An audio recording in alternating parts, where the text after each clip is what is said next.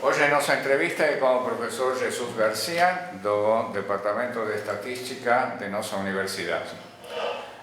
Jesus, olhando seu currículum, eu observei que você, pelo menos para meu conhecimento, apesar de você ser um estatístico, aparentemente você começou trabalhando em probabilidade com o professor Pablo. É assim? Isso. Houve uma mudança aí? Como é que é isso? Então, eu mudei.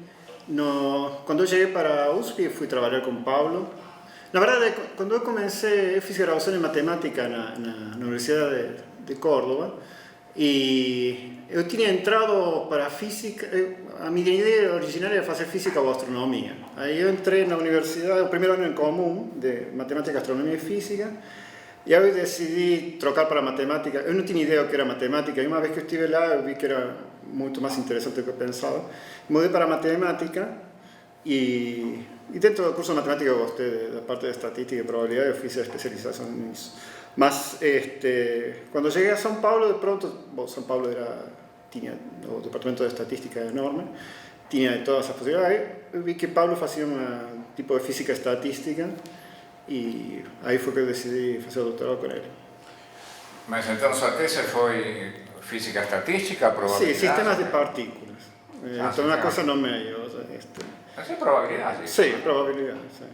E aí, houve uma mudança depois, ou o que então, você fez depois foi uma continuidade natural? Então, imediatamente depois que terminei o doutorado, comecei um pós-doutorado com Antônio Galvez, que era do departamento, também do departamento de estatística, mas trabalha em probabilidade, mas ele fazia aplicações em problemas linguísticos na época.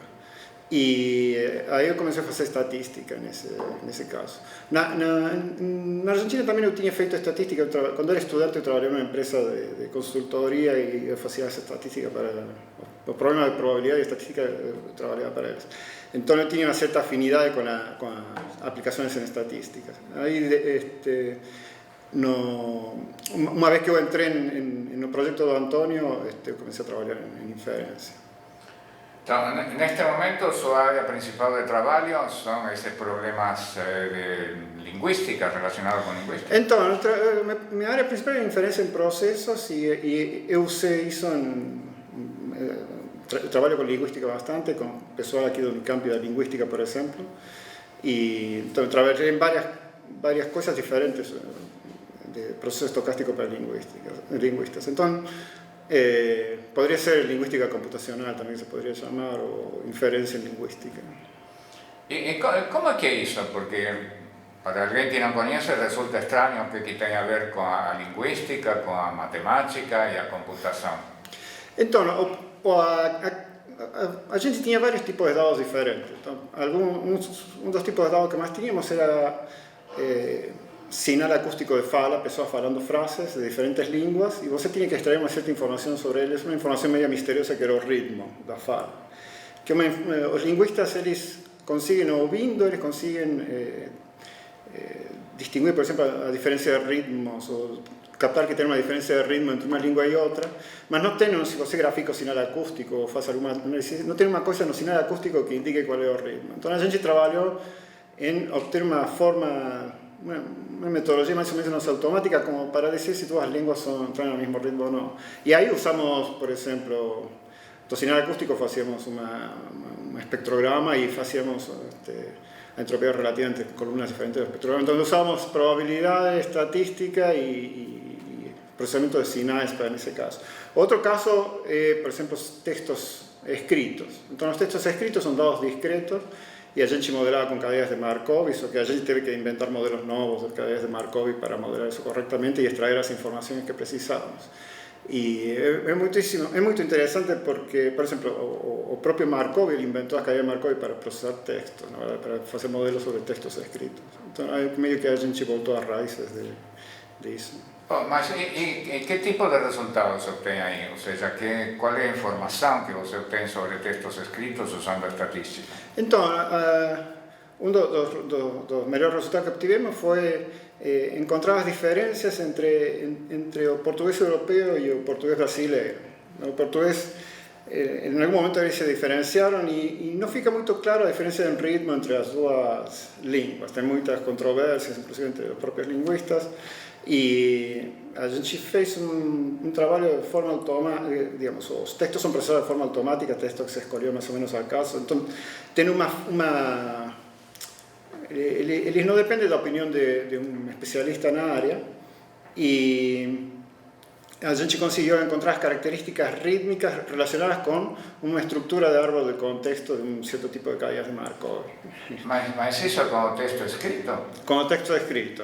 Então a gente processa o texto escrito de tal forma de obter uma sequência, diminui o alfabeto, não consideramos as letras antes de aplicar a cadena de Markov, sino que as sílabas son transformadas, clasificadas en 4 o 5 categorías, y esas 5 categorías son procesadas, a gente extrae un modelo de Markov para esas 5 categorías, que depende si la frase es acentuada, la sílaba es acentuada o no, y otras características. Y de allí consigo una explicación de la diferencia entre el ritmo del portugués brasileño y europeo a partir de textos escritos, interpretando modelos específicos seleccionados para cada cadena de Markov para cada una de las lenguas. E o interessante é que o ritmo persiste na escrita, né? Porque o alfabeto é o mesmo, as palavras são mais ou menos as mesmas, mas as pessoas quando escrevem, meio que na cabeça eles estão pensando na frase que vão escrever e no ritmo, o ritmo está incluído nesse pensamento e a forma que escolhem as frases. Mas, peraí, quer dizer que pela escrita de um texto de um português, sim. Na escrita está o ritmo do português de Portugal e na escrita está o ritmo do português do Brasil. Isso, tem traços do ritmo nos textos, isso é o que está acontecendo. Inclusive a gente depois continua com isso e pegamos textos históricos, né? Porque, por exemplo, no caso de você conseguir uma pessoa de português moderno falando, mas, por exemplo, a gente queria analisar a mudança do português ao longo do tempo, nos últimos séculos, então a gente não tem textos sin nada acústico, entonces tenemos que usar textos escritos. Entonces también, con la misma idea de que el texto escrito reflete en parte el ritmo de fala da pessoa que está escrevendo, a gente analiza textos de diferentes épocas e fez uma evolução histórica do ritmo na língua portuguesa. E qual é a conclusão? Antigamente se falava português de maneira diferente. Você consegue descobrir como se falava português antigamente? Então, pelo que a gente chegou nos 800, nos 760 até 820, se falava, no português europeu mais parecido ao português brasileiro. E depois ele foi mudando a mais. Mas essa... O que mudou mais? O português europeu ou brasileiro? O europeu. O europeu que mudou mais. Ou seja, o brasileiro se parece mais ao português? Ao português antigo, sim. Isso que aparentemente, pelo menos isso que a gente encontrou. E o português europeu foi mudando, mas agora pelo que a gente encontrou, faz uns 70 anos, não muda muito, uns 60 anos. Provavelmente porque o ritmo ficou mais fixo pelos meios de comunicação. E o que se pode dizer sobre o português falado em diferentes regiões do Brasil? Então, essa é uma ideia que eu tenho de fazer uma espécie de mapa fonético, uma coisa assim, ou de ritmo, e fazer regiões. Mas aí a gente precisa uma base de dados de diferentes lugares. O estudo que a gente fez com textos, com pessoas falando, por exemplo, para esse caso a gente precisaria sinal acústico de fala e processar eles. Então a gente precisaria de diferentes lugares e juntar uma base de dados com esses e processar cada um deles. A gente tem uma forma mais ou menos automática que desenvolveu quando trabalhamos com sinal acústico de fala, que poderia ser utilizado nesse tempo, uma coisa que depende de algo chamado função de sonoridade e que distingue entre línguas com ritmos diferentes, ou poderia ser inclusive dentro da mesma língua regiões com fala diferente. Então, por exemplo, só para testar, digamos, o meu estilo de espanhol de Córdoba é muito diferente que o estilo de espanhol de Buenos Aires, por exemplo, ou da Espanha. Bom, só para testar, eu provei essa função de sonoridade com a minha fala e deu uma coisa completamente, uma coisa mais parecida, uma mescla entre italiano e japonês. O sotaque cordobês é muito especial, tem uma forma de alongar vogais che fa con che, per esempio, la proporzione di vogais fique molto alta, per una persona che tiene un sotaque forte, molto más alta do que en español normal. Entonces sería muy interesante hacer mapas fonéticos, así por regiones de diferentes lugares, tipo como mapas geográficos donde tiene altura, etc. La gente podría hacer mapas fonéticos y ver lo que aparece. Sería interesante. Y ese tipo de diferenciaciones, además de se dar geográficamente, también você puede detectar esas diferenciaciones, por ejemplo, entre clases sociales. Então, eu nunca estudei isso, mas então, falando com uma professora alemana, Ulrike Gut, ela me disse que por exemplo, na Inglaterra é muito fácil ver as diferenças entre diferentes classes sociais na forma de falar e no ritmo. Tem o filme My Fair Lady, né? Ah, pô, sim, por exemplo, sim, exatamente. Mas ela fala assim, você vai precisa de um bairro para outro, você faz 3 quarteirões e a fala é completamente diferente e o ritmo é diferente. E nas classes sociais parece que também.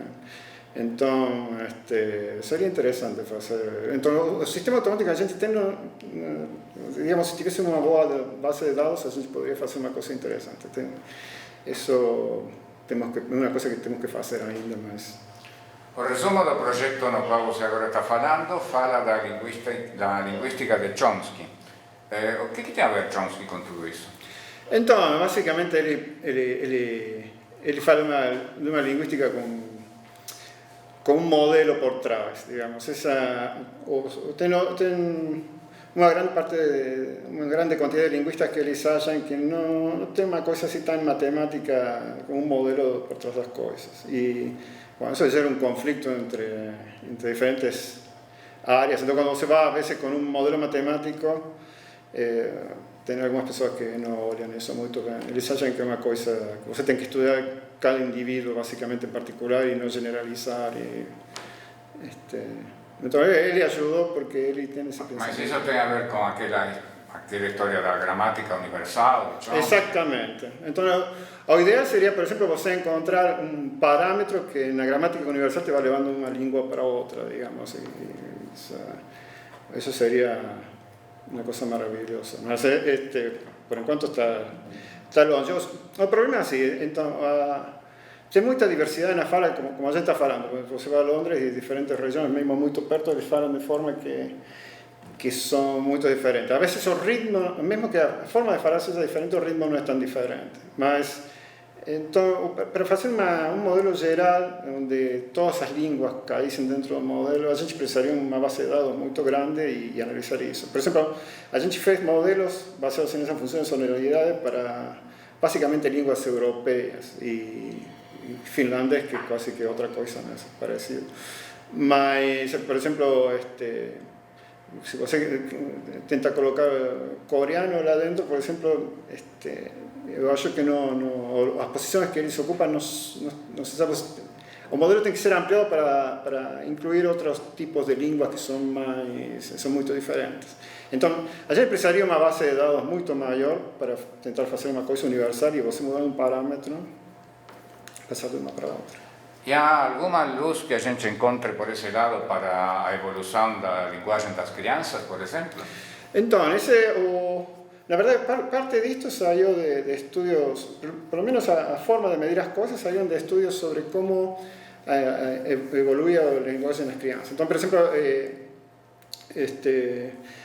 a ideia é que a criança nasce assim, tipo tabula rasa, e ela vai desenvolvendo segundo o que ela vai ouvindo, ou mesmo durante a gestação, às vezes, se vai acostumando com uma língua. E o estudo do ritmo era porque a ideia era que o que a pessoa entendia originalmente, ou conseguia captar ou aprender, era o ritmo de uma língua. Por exemplo, a mãe estava falando constantemente, e ela ia aprendendo o ritmo, que é como um canto, e ao mesmo sem entender o que está dizendo.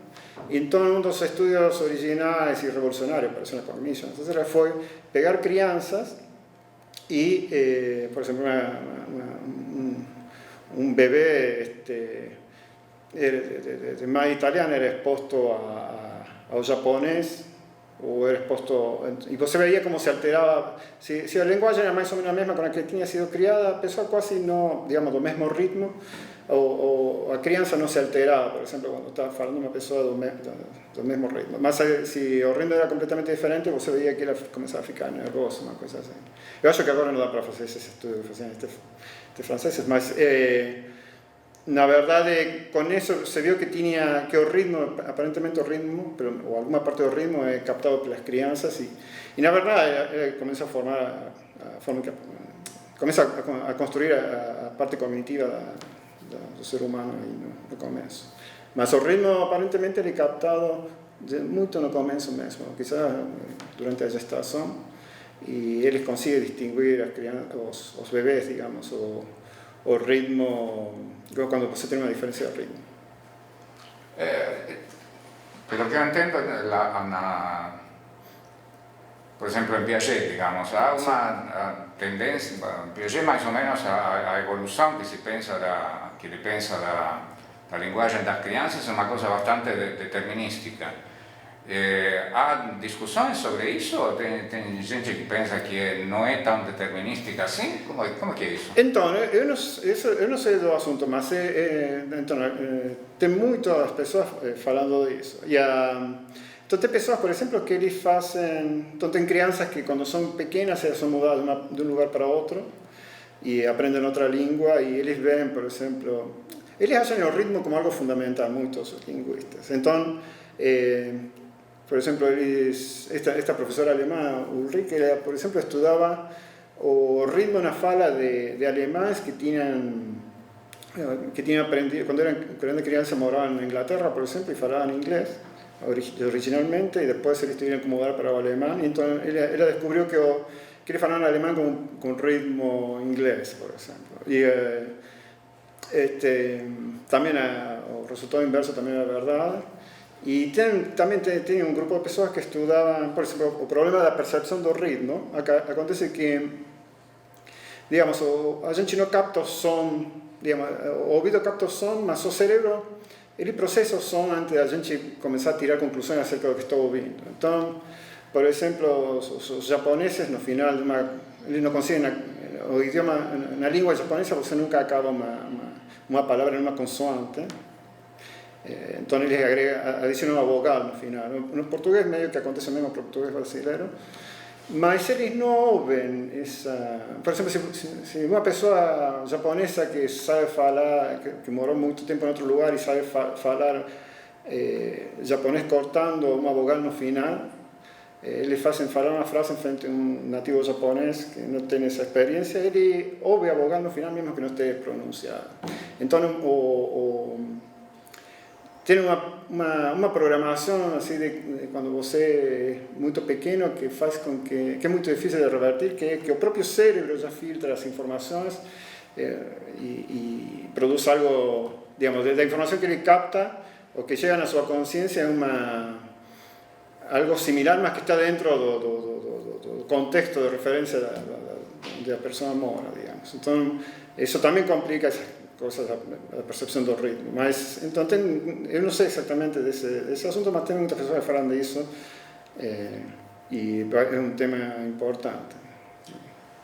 Você trabalha com linguísticas daqui da Unicamp, da USP ou de outro lugar? Então, eu trabalho com Charlotte Galvez, eu trabalhei um tempo aqui da Unicamp, estou trabalhando também com Flaviana da USP, que está no Instituto de Línguas de lá.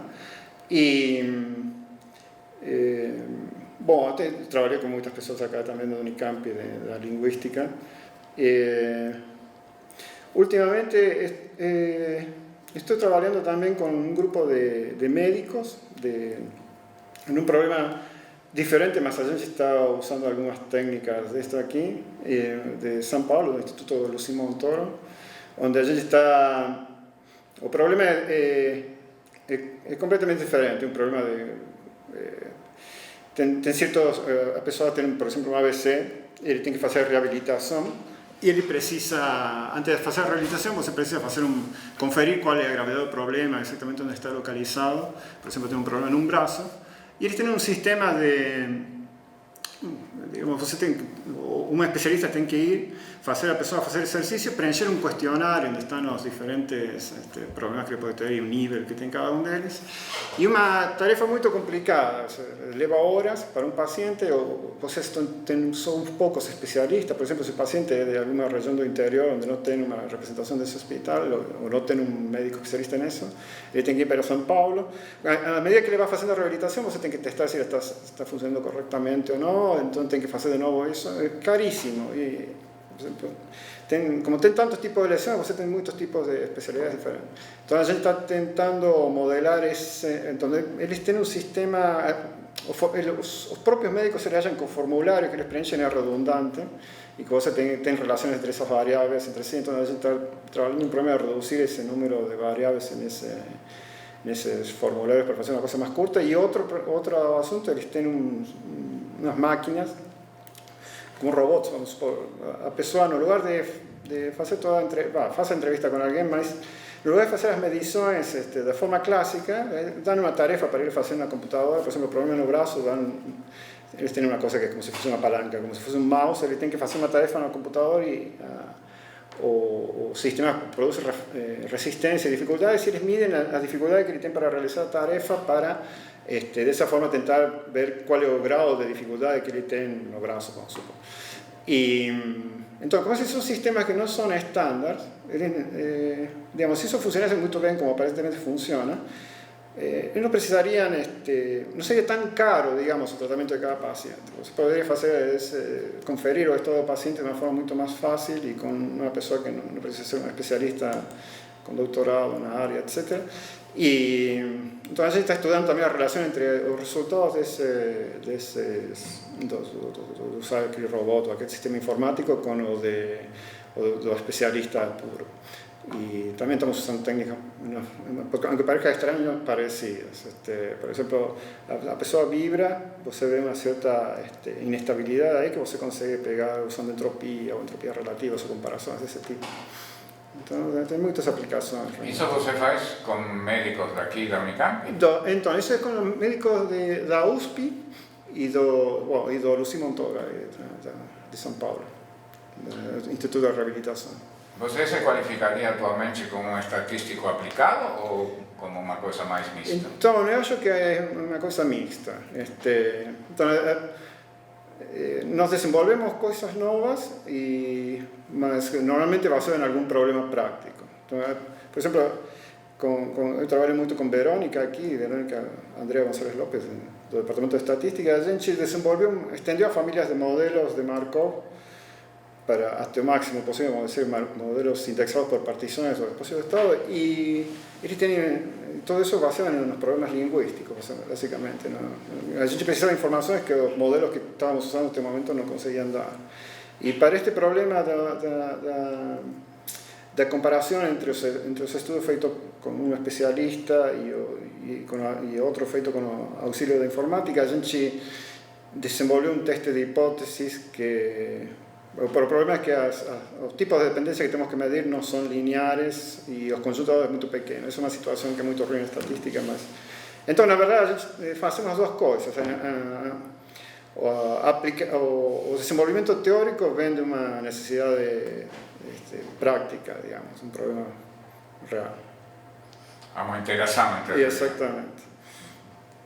E como há receptividade dos estudantes de estatística para esse tipo de problema ou eles estão mais interessados em outras coisas? Então, o meu aluno de doutorado, agora que defendeu no começo do ano, ele trabalhou em teste de hipótese, basicamente de independência, que é um dos problemas que temos com o Lucy Montoro. E também eu tive uma aluna que trabalhou no mestrado, que trabalhou nos modelos, na versión extendida dos modelos de Markov, que a gente chama modelos de Markov mínimos ou de partições para compressão de dados, né? Se você tem uma melhor... Esses modelos dão... Para um problema, para uma cadeia de Markov, ele produz um modelo com o menor número de parâmetros possível, minimiza o número de parâmetros dados. E então, para compressão de dados é muito bom. E hay uma generalização de outras famílias de modelos. E então ele testou comprimir dados, inclusive Digamos, o problema difícil é você comparar o seu compresor de dados com outros compresores de dados de texto, porque isso está muito estudado, está muito otimizado. O compresor, por exemplo, um compresor do Windows, ele vai primeiro checar que tipo de dado é e aí ele usa. E deu muito certo mesmo. E a versão que ele usou era muito experimental, o ajuste de modelo não era ainda ótimo, mas então e ele estava muito interessado. Outros alunos, por exemplo, tinha uma aluna que ela estudou. Por ejemplo, tiene una persona en internet, va navegando, ¿no?, por dentro de un site y se la va primero para noticias, no sé, un site grande de aquel, por ejemplo, no sé, como AOL, no sé, algún de esos sites donde vos tenés personas que moran dentro de los sites yendo para las noticias, para las folias, y para los tiempos. Entonces tenemos una secuencia. Y para él es interesante, dado una trayectoria que la persona percorrió dentro de los sites, saber para dónde era. ¿Cuál es la probabilidad de los próximos sites que ela vai escolher? Porque aí eles mostram isso como principais opções. E, bom, ela trabalhou em um conjunto de dados que já estava dado da Microsoft, que deixou um milhão de sequências dessas aí na internet, e aplicou, ela ajustou um modelo de partições. E depois, quando saiu da graduação, ela foi procurar trabalho e ela agora trabalha colocando propaganda, não sei se é o melhor que pode ser, mas ela trabalha escolhendo propagandas para colocar em uma página para um cliente que está navegando com a história dos 2 ou 3 passos anteriores usando. Ela classificou e deu uma probabilidade segundo a história, a trajetória da pessoa para o interesse que ela vai ter para o próximo passo da trajetória. Então, tem bastante. Tem outro aluno também que trabalhou, doutorado, trabalhou em versiones robustas. Entonces, por ejemplo, dos pessoas, vamos falar isso, dos pessoas da Inglaterra, mesmo morando perto, elas têm uma versão um pouquinho diferente do ritmo. E, bom, quando você modela a caída de Markov, pequenas diferenças podem fazer um desastre. O resultado final, se você junta elas como se fossem a mesma, dependendo de como seja a diferença entre elas, pode ser ruim. Mas, então, o que ele fez foi uma forma de você tratar grupos de caída de Markov, onde você sabe que a maioria vem do mesmo modelo, de tal forma que encontrou um modelo no meio, um modelo razoável, que corresponderia a uma delas, que parece estar no meio de todas as outras, como um representante de um grupo de modelos que não são exatamente iguais, mas que você quer representar. Então, por exemplo, para uma língua tem um representante aqui, mas tem uma nuvem de outros falantes em diferentes línguas, esta outra aqui. Então, isso também foi bastante interessante. Sempre faço a mesma pergunta para os estatísticos. Por que, a pesar da estatística ser uma profissão com amplo mercado de trabalho e cada vez mais, existe tão pouca demanda para estudar estatística, tão pouca demanda no vestibular? Essa é uma pergunta complicada. Eu sinceramente não sei. Eu suspeito que pode ser que. Então, acho que antes de escolher a carreira que va a ser un estudante, ele está pesquisando outras carreiras e ele vê que o economista faz estatística, o engenheiro faz estatística e quizá ele confunde usar algumas técnicas de estatística, um grupo de técnicas já empacotadas e todas prontas em uma área em particular, ou mesmo que você ser um estatístico, poder adaptar coisas a problemas novos ou usar a técnica certa, um conhecimento geral. E eles desconhecem que. Então, eu acho que também durante muito tempo as próprias empresas não tinham muita consciência do importante que era ter um estatístico realmente fazendo esse trabalho no lugar de uma pessoa que aprendeu um pouco durante a carreira dela. E então agora elas estão realmente contratando os estatísticos e realmente não tem desocupação. Nossos alunos, eles todos têm trabalho antes de sair, digamos, de egresar. Mas então quer dizer que as pessoas estão mal informadas sobre o que é? Eu acho que sim. Eu acho que a gente está falhando nisso, mas eu não sei exatamente o que temos que informar. Porque eu tenho visto alguns programas onde eles falam, por exemplo, às vezes aparecem nesses programas sobre ajudando os estudantes a escolher a carreira e eles falam realmente que os estatísticos têm trabalho. Mas então, eu acho que quizás ele não entende muito bem o que o estatístico faz ou em que se diferencia de uma pessoa que faz uma estatística, sei lá, proporção de eleitores que vão votar em fulano. Então eu acho que quizás eles não têm ideia do que é mesmo a profissão e que é muito interessante. além de ter trabalho. E você acha que essa tendência vai mudar? Por exemplo, daqui a 10 anos vamos ter 5 vezes mais candidatos a fazer estatística que agora? Então, eu não sei se 5 vezes mais, mas eu acho que sim, porque tem muito, agora com esta, digamos, agora tem algumas facilidades para as pessoas se exporem realmente a estatística. Então, tem o R Project, que o R agora é muito fácil de usar, você tem especialistas estudando isso e todos os pessoal da computação, por exemplo, normalmente aprenden a R junto con las otras materias. Entonces, tiene una cuestión así, tiene o data mining, que es famoso ahora, tiene problemas de redes, etcétera, que las personas entienden que son útiles, tienen inclusive sistemas de conexiones que son basados en problemas probabilísticos y cosas así. Y yo creo que, entonces, a medida que se va, principalmente, se va automatizando muchas cosas, y, por ejemplo, análisis de dados y eso ahí, a importancia del estadístico aumenta, digamos. Todas las cosas que você faz estatística, por ejemplo, pegando o método por default que tem para un problema en particular, suponemos de economía, você no va a precisar ninguém para hacer eso porque el programa ya te va a dar ese resultado. O que você va a precisar es alguien que consiga pensar con los dados, entender lo que está aconteciendo, que es óptimo en una situación. Entonces, yo creo que ese, digamos, tiene esa profesión de analistas de dados que tiene ahora, que yo que en la verdad es mismo para lo estadístico, mismo que tienen problemas de logística y computación y cosas así. Yo creo que o fundamental es entender o problema estadístico mesmo. Entonces, yo creo que en unos años, digamos, a necesidad por estatístico va a ficar más evidente y a importancia del estadístico. También yo creo que el nombre estadístico ficó medio en esa cuestión. Por ejemplo, analista de dados quizás sería... Tiene un lance extraño ahí, no sé si estoy bien informado, pero estatístico es una profesión regulamentada, ¿no? Sí, entonces, por ejemplo... ¿Y usted a favor de eso? Entonces, por ejemplo, si yo quisiese trabajar como estatístico mismo, haciendo análisis, yo no podría asignar, porque Casi todos son profesores de estadística. Sí. Eso no es contraproducente. Entonces, yo creo que sí.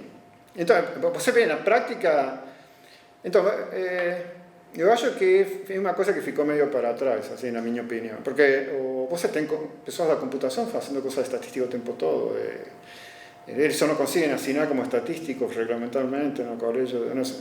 Mas eu também não posso, por exemplo, porque minha graduação foi em matemática, e a graduação acho que é o que define isso, pelo que me falaram. Então, eu acho que já não é um pouco atrasado, digamos. Não é uma... Sería más un motivo para que hubiese una demanda mayor para También, sí, debería ser. Sí. O sea, entero. Entonces, yo acho que también está aconteciendo que a pesar de hacer estadística más será una regla, yo no sé cómo será eso, debe tener un reglamento con las cosas que un estadístico puede hacer y otra que no, y bueno, las cosas mudan tan rápido que será alguien que está trabajando en distribuciones hace un estudio para mejorar la distribución de una flota de una gran mega empresa de ventas, será no sé, americana, no sé, alguna. Y la verdad el problema desde el punto de vista numérico para ustedes quizás es muy complicado, pero desde el punto de vista estadístico les consiguen, bueno, él debe estar asignando quizás una persona de computación o no sé, un matemático aplicado a solución que le ayude de forma estatística. Entonces, yo acho que estatística entra en todo, entonces es difícil você prohibir a alguien de hacer formando en estatística por una cuestión de título. Eso, muy obrigado. Vamos, muy interesante su entrevista, su exposición. Entonces vamos a nos despedir hasta la próxima vez. Hasta la próxima.